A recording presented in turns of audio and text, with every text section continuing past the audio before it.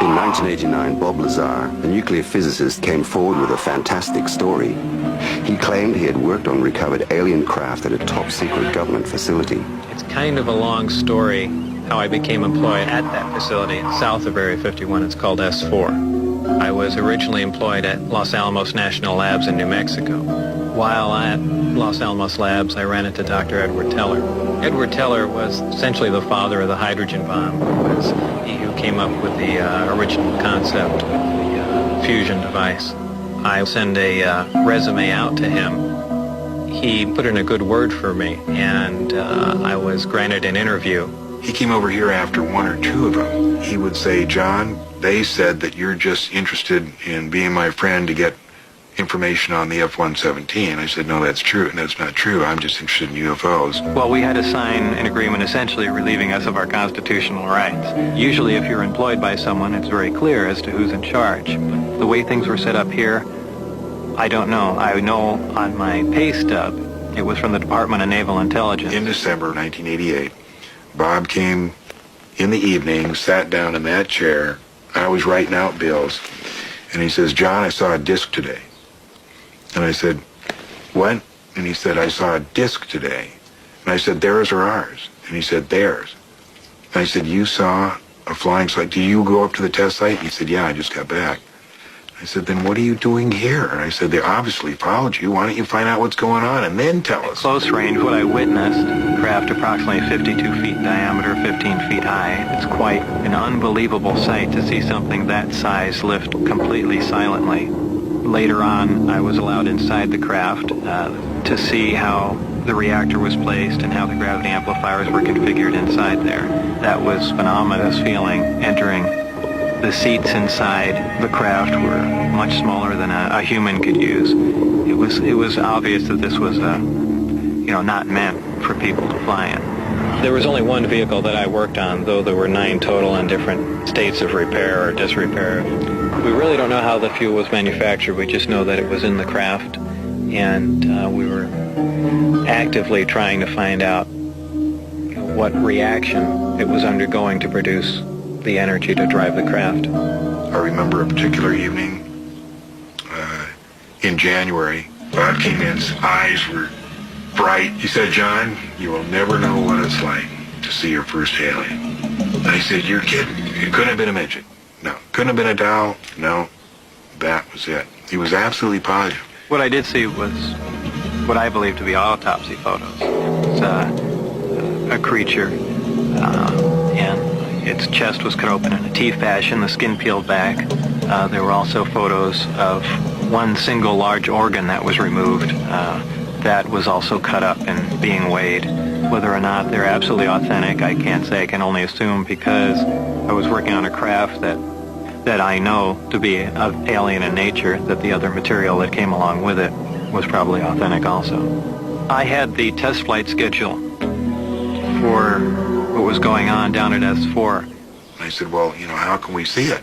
He said, I know we can a place where we can drive in, and we no sooner got out of the motorhome when this thing came up behind the mountain. From that distance, it was just a light, but when I got the Celestron 8 focused in on it, it was a flying saucer. And just a few minutes ago, we saw one of the government extraterrestrial UFOs fly over there. We all watched it for about 7 or 8 minutes. We're going to stay here for another couple hours here to see if we can show you folks an actual extraterrestrial flying saucer being flown by the government. They perform maneuvers that were not aerodynamically possible with any other craft, and the fact that it glowed, which happened to be a byproduct of how the craft operated. We're looking at a craft that was traveling huge distances, both to the left and the right, instantaneously. Because we got away with it that night, it kind of became a habit, more or less, to keep going out there. And on one night, we got caught. We had Geiger counters, film, video cameras, still cameras, everything. I started setting up the telescope, and about that time,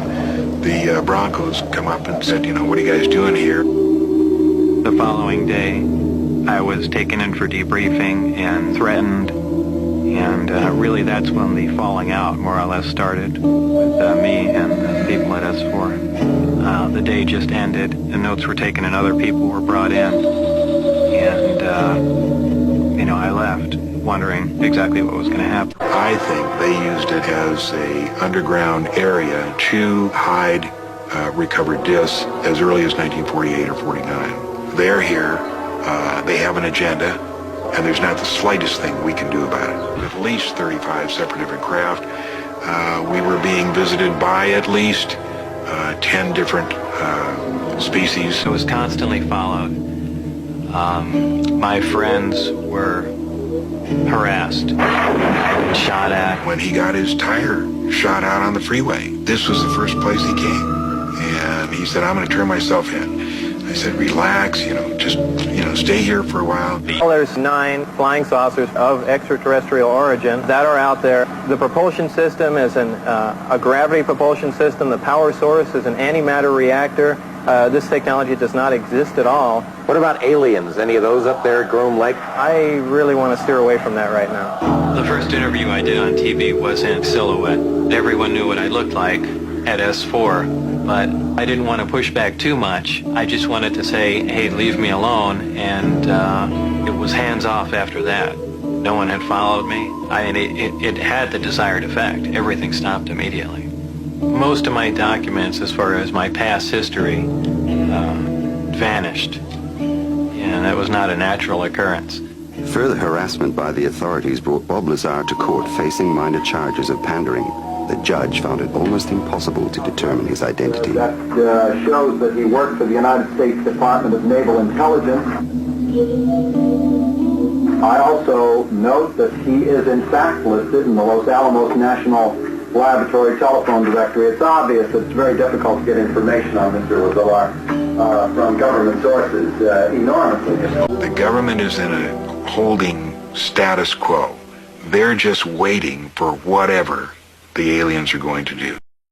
They are actively and have in their possession alien spacecraft, and they are actively undergoing analysis. And flying them? And flying them. Bob Lazar is an engineer and physicist who says he worked on flying saucers for the U.S. government at Area 51. He drew these sketches of one of 9 different saucers he says the government has in a secret warehouse. Lazar gave the saucers each names according to their various shapes. Top Hat, the Sport Model, the Jello Mold. Called in to help figure out how they work, Lazar says the saucers are powered by an antimatter generator, fueled with an element which he says could only have come from another planet.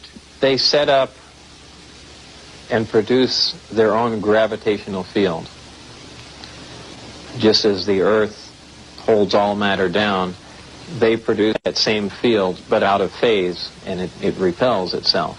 The effects that can cause, the way in which everything operates is by all intents and purposes, magic. I mean, it is so far beyond our level of technology.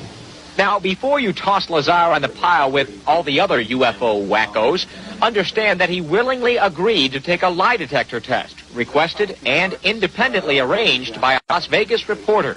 Terry Tavernetti is the ex-cop who administered the test.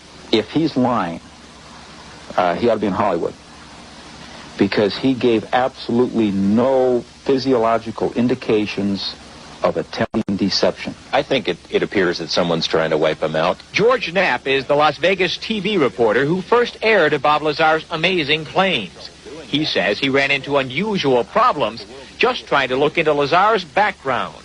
Though Lazar claimed to have once worked at the Los Alamos National Laboratory, government officials denied they knew anything about him.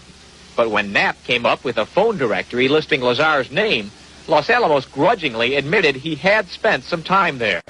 Officials at the hospital where Lazar was born even denied the simple fact he was born there, until Knapp tracked down the doctor who delivered Lazar. I find Bob to be credible, and the main reason is because the story hasn't changed. It's stayed from the beginning. It's been the same. It hasn't expanded like some of these UFO tales you hear. It's been the same, and we've been through a lot of different interview sessions, many on camera, many more off camera, and it stayed exactly the same, consistent.